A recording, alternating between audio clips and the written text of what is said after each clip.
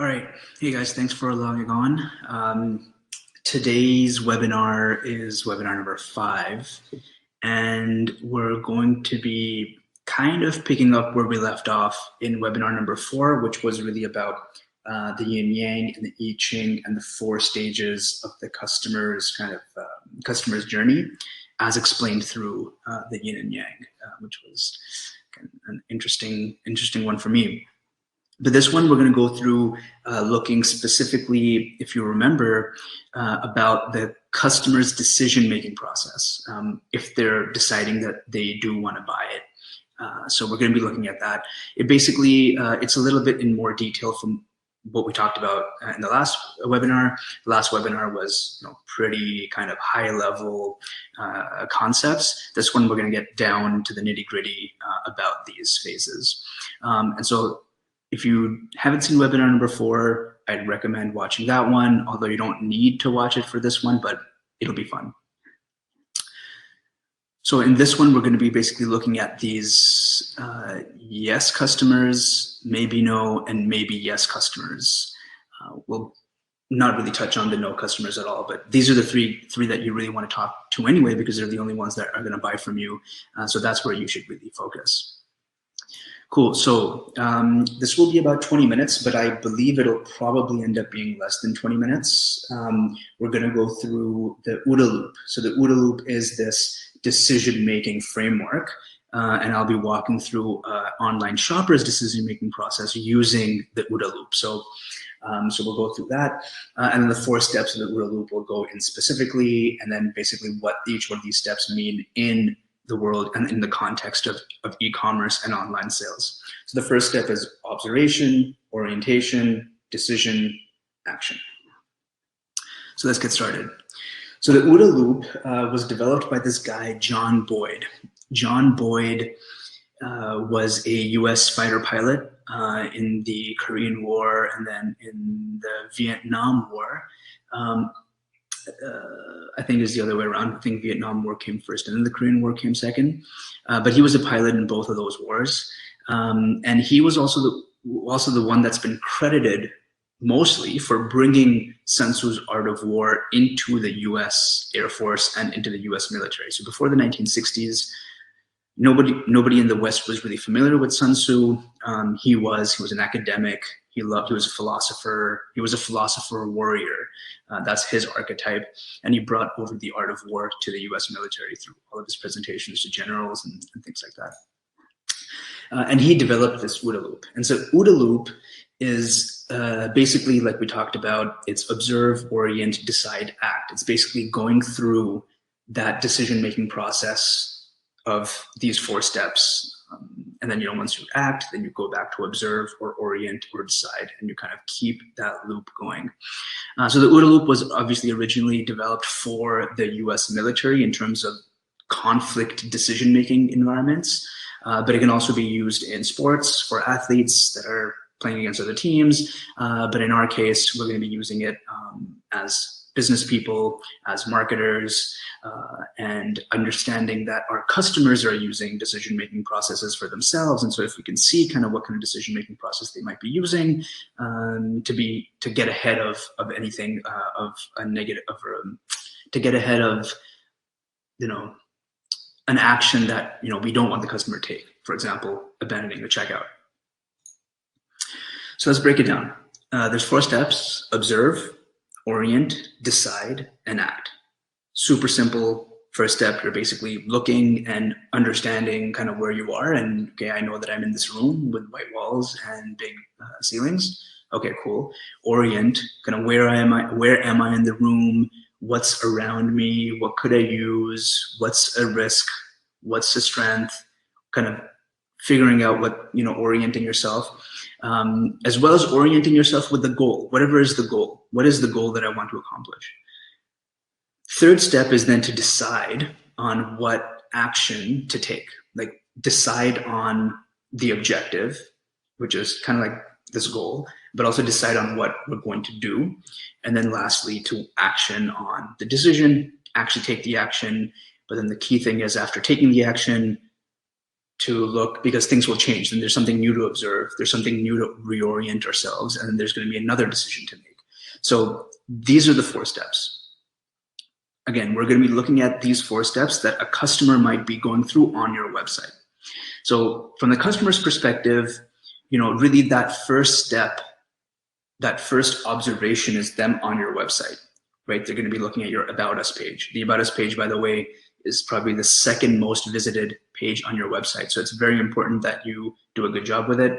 So they're checking out your About page, they're checking out your product pictures, they're reading your FAQs, they're trying to get a sense of your business's values and the principles that you kind of stand for, because they just want to know that they're in the right place, right? That you can do what you say you're going to do and that you can solve their problem. They're trying to figure that out. They're observing. After they're observing, they're really trying to figure out if they can trust you. If this really is a product that is going to solve their needs. They're going to be looking at the details. They might be looking at reviews. They'll be orienting and kind of comparing maybe your prices with other people's prices. They're basically now going to be in this decision-making process. They're going to be deep in the decision-making process. Whether they know it or not, they're subconsciously thinking about, okay, is this right for me or is this not right for me? And then after that, they're going to decide, right? Either they're not going to buy it, maybe this is right for me, or they can be like, yep, this is exactly what I need, click buy and buy now. So this is basically that stage where they're making that decision. So a lot of entrepreneurs, a lot of e-commerce merchants on Shopify or BigCommerce or whatever they're selling on, they basically think they kind of boil down, and some don't even boil it down to this many, but they boil it down to just, okay, a customer's on my site and they're making a decision. But they ignore, observe and orient. You have to remember that observe and orient has to come before that decision. And you need to really, again, understand who your customer is and what problem you're solving so that you can help the customer get to the right orientation, right? You want to help the customer it's like Inception. You want them to come up with the answer that, yep, this is exactly what I need. But again, for you to to seed that idea in their consciousness, you have to know what is it that they're trying to achieve. If you know what they're trying to achieve, you can help them orient themselves, that orient yourself in their kind of view that you are the right business to solve that problem or the right product to solve that problem or need. So again, when they're on the decide phase, they're thinking, don't buy it, maybe later, maybe, I don't know, or buy now. Now, here's the key thing. Now, after they decided, they're obviously going to take an action, right? So let's say that they do want to buy now. Let's see, they clicked the buy now.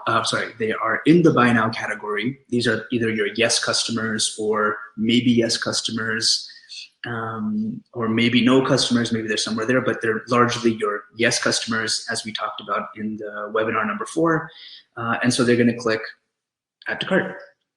Now, when they click add to cart, that's their action. When they click add to cart, a new page is going to pop up, right? A new page is going to say, okay, now it's time. Here's your cart. Click checkout. Now we're going to enter your personal details. And now the customer has to reorient. Okay, where am I? Okay, cool. Observe. Okay, I'm on the checkout page. I'm on my personal details page. And then they have to reorient. Okay, what do I have to fill in? Why do I have to fill this in? Okay, makes sense. And then again, they're going to decide whether they want to keep going. So hopefully these are not really big decisions to make. These are just really small decisions like, okay, cool, yeah, what address do I want to send it to? Okay, what shipping method do I want? These are other decisions that they have to make. So really the thing to remember here is not just one, customers not going through this cycle once. They're going through it, at least 2 or 3 times because, they have to type in the shipping information and they click next, and then another page pops up and then they have to type in the credit card information, click next, and then the confirmation of the payment is there. So they have to take at least 3 decisions to get to making and confirming their purchase. So, right, just because, so a buy now customer, for example, might do that. They're like, yep, I know it. I know I need to do that, done. But a maybe customer, right, like a maybe yes or a maybe no customer, they're on those pages and then kind of, you got through that first decide, they clicked it. They were maybe, but they clicked it. They decided to go for the yes, But now that maybe has come back, and now they have to make another yes or no decision, right? And that's why the abandoned checkouts happens, because people that are the maybes, decided to buy, but then since you've given them another decision to take, now it's another opportunity for them to think not yes, but maybe a no, right? And then that's how you get an abandoned checkout. Now, most people are probably using, auto emails. That's fine. Use those auto emails. But again, as you know, this is Scout. You know what I'm going to say. You should probably be calling these customers. If they are a maybe customer, you want to understand why they're a maybe customer. What about it made it a maybe? If you don't know what made it a maybe, then you're not going to stop the next customer from also being a maybe, right? Maybe they were maybe because, in my case, I've used this example before. I was selling. I do sell handheld bidets, but for me, I was seeing that a lot of people wanted a hot water product. So they were maybe because they thought, maybe the water's going to be too cold on my butt, so I don't want it. So that was the maybe. But I wouldn't have known that if I wasn't talking to people and then figuring out, okay, that's why they're the maybe, and then fixing it by making it clear that I have a hot water product, which worked really well, and my abandoned cart rates dropped a lot. But again, if I wasn't talking to customers, I wouldn't have known that. And for each business, is going to be something new. You don't know what it is. You might think you know why they're maybes, but until you actually talk to a handful, you're not going to know. So sorry to go on that Scout rant, but this is basically, what we want to do, because by talking to the customer that is in the middle of their OODA loop, you can help, persuade them. You can guide them through the OODA loop because you're on the phone with them, or you're texting with them, or you're emailing with them. You can help guide them, but you have to remember, you have to reach out. Otherwise, you're just throwing away that sale. Now, we talked about, the yes and no, right? If someone's going to decide, no, I don't want it, then they're just going to close. And that's just someone that you're going to have a very, very, very hard time selling to. It's almost impossible to sell to someone who's like, I don't need this, right? It's really, really hard and very, very rare. We talked about the let's buy, right? They click through it. But see, again, the maybe is interesting because, those two are easy. Let's buy, okay, they're going to click add to cart. Don't buy, okay, they're going to close. But what about the maybes, right? We were just talking about the maybes where maybe some of them do click buy, but if you don't give a maybe a clear action to take, they're going to be don't buys, right? The clear action for a let's buy customer, right? Like they're in the decision making, right? They've decided, yes, let's buy. The action is easy for them to see. The action is click add to cart, right? If somebody decides that they want to buy, it's clear that that add to cart is the option to take. That's the action, right? You've laid it out in front of them. They don't even have to think too hard. They already know the action's already there, right? If there's a don't buy, what action would they take? Close the window. Again, that action is clear. They can just go and click the X in the browser and be done with it. So that action is also very clear. So each decision has a clear action, and that's on your website. See, and then coming to the maybe. Now the maybe is, again, where it gets tricky, because there's no maybe button on a website, right? There's the buy button and there's a close button, but there's no maybe button. But you know that you have maybe customers. So what are you doing about these customers? Because if you don't do anything about them, that maybe is likely going to turn into that close, or at the very least, at the very most, turn into an abandoned checkout or an abandoned cart, right? That's what's going to happen with the maybe if you don't give them an explicit maybe action to take. I'm calling it a maybe action. Obviously, don't make a button on your website that says maybe. Maybe you do. Maybe try it. Who knows? But give them some other button to click that's not an add to cart, right? And again, I'm going to plug Raven, one of our other apps, but that's the app basically that I developed for my own store, because I knew that I had a lot of yes customers, but I also had a lot of maybe no customers. And every store has a maybe customer. So what I did was, instead of just having that add to cart button, I added a button underneath the add to cart button that says request a callback, or talk to the store owner, or request more information, something like that, where if somebody is a maybe, they have a clear very clear, big button they can click that is made for the maybes, right? They weren't yes and they weren't no, they were a maybe. So give them the maybe action. That's what Raven is all about. It's when someone is in that maybe state of mind, you want to talk to them. Why would you not want to talk to them? They're on your website. It's maybe yes, it's maybe no, but either way, it's maybe. You need to talk to these customers because they're holding, their wallet. They're about to buy. That's when you want to talk to these customers. Especially you want to call them back right away when they're still on your site and they're still fresh in that OODA loop, right? When you talk to them and you have that one-on-one, two-way dialogue, you can help guide them on their OODA loop better. You can understand how they're orienting themselves. When you start talking to a customer and asking for feedback, you're basically understanding where they are in terms of their orientation, right?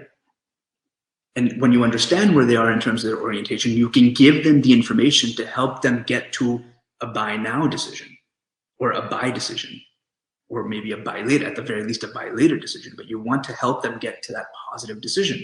You can't do that if you don't know what they're thinking, right? That's what calling your customers does, even if they're abandoned cart through your Scout alerts or whether it's a Raven callback alert. What really these two apps are doing is helping you get into the mind of your customer by where they are in their orientation phase. Hope that makes sense. It's a super important concept to understand. You're basically giving a maybe customer a clear maybe action to take, right? There's other buttons that you have on your site, like, the live chat button or the email us, contact us button, or if a phone number where they can reach you. But these are all very kind of long processes, long decisions to take, even because when they click when you do a start chat, this decision isn't just to start the chat. The decision now is to write down, what is my question? Maybe I don't know why I don't want it.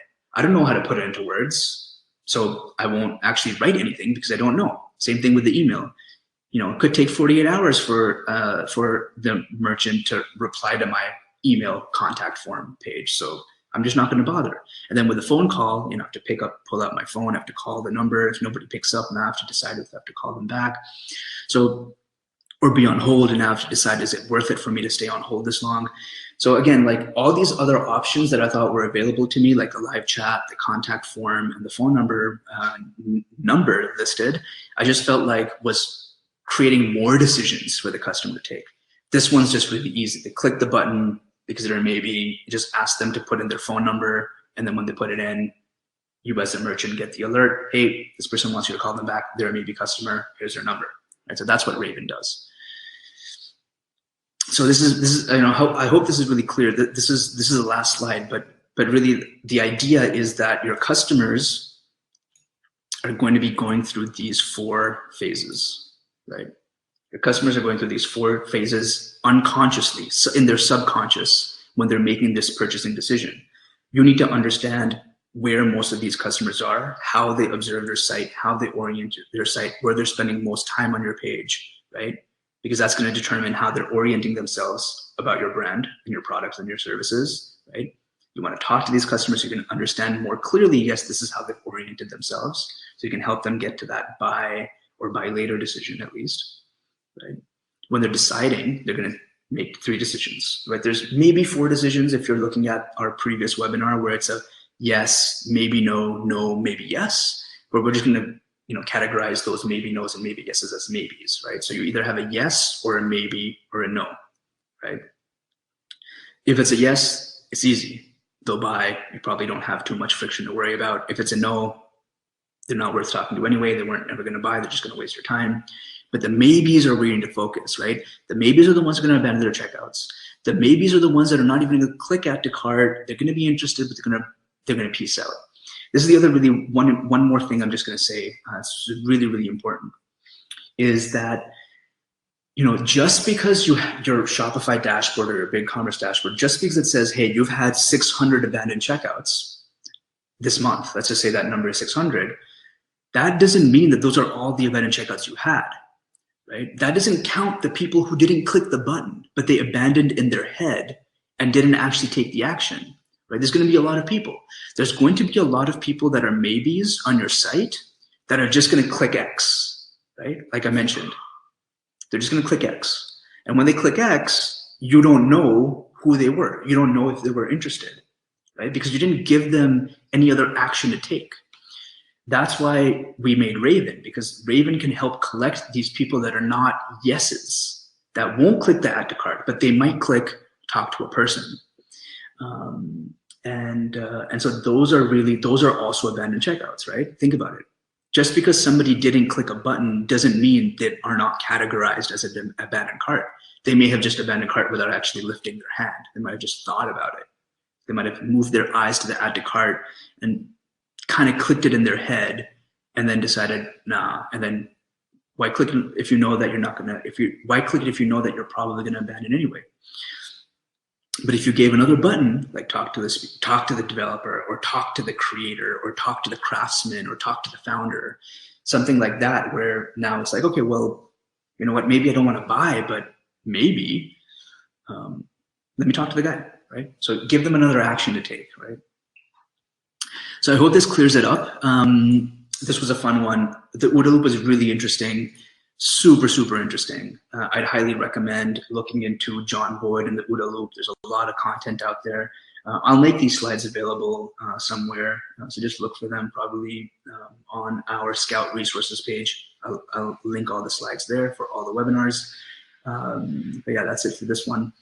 The next one that's coming up is going to be about just saying thank you. I think this is something that not enough merchants do. I don't know why. I don't think there's enough information out there. There's all this information about sending email drip campaigns and how to retain customers and how to do all these complex automated things, you know, using like AI and automation and kind of all these super extra complicated things. I just thought, hey, let's just go back to basics. Let's just go back to saying thank you. What are 5 benefits of saying simply thank you? So that's the next webinar. Look out for that probably in the next couple of days. Thanks, guys.